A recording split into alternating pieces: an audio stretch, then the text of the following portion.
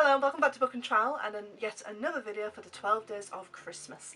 Today I am going to be talking about Oliver Cromwell, the man who cancelled Christmas. Just to be clear, he was not the main person to cancel Christmas, however he didn't object to it either.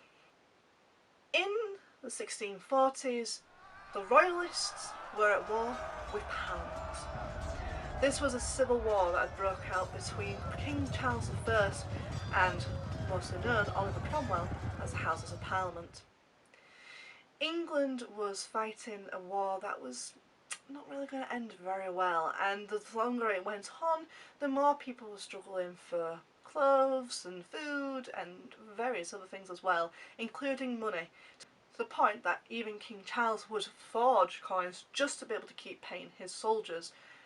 I know this from working on some hoards before now and finding very old coins in there, some that are from other countries, some that were English, some that weren't, some that just were full-on fakes. Money was tight, people were struggling. In 1644, Christmas was outlawed for then and forevermore. And in 1645, a very harsh winter happened, and a time when people would not be allowed to celebrate Christmas whatsoever. But this didn't stop people. As much as there was a ban put in place and people were told that they had to keep working on Christmas Day, it was no longer seen as a national holiday and it was no longer seen as a celebration for anybody. A lot of Protestants believed that it was a sinful time, a belief that had carried on from the Catholicism that we had before, and that a lot of people were using this time purposely to commit sinful acts as well as get blatantly drunk. On June 1647, Parliament officially banned Christmas. We're putting fines into place that would hopefully prevent people from celebrating. This didn't stop people from celebrating. People even sent out pamphlets purposely with the aim of making people keep on celebrating this celebration, even against the bans. It was something you couldn't really take away. It was a celebration, it was something that people looked forward to, and it tied in with a lot of the other religions that people had at that time.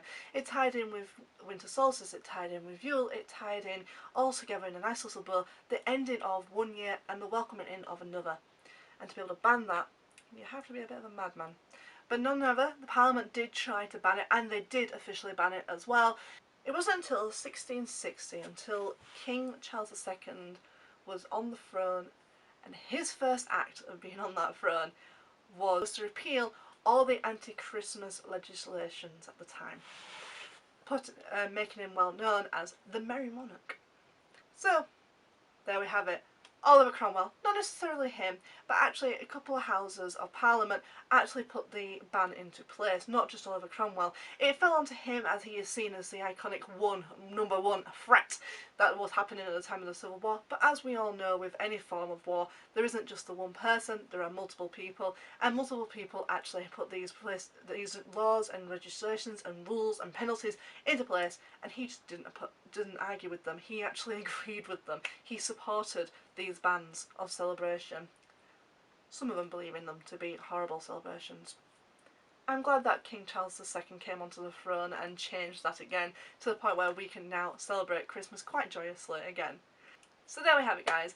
The man who cancelled Christmas. Or did he really?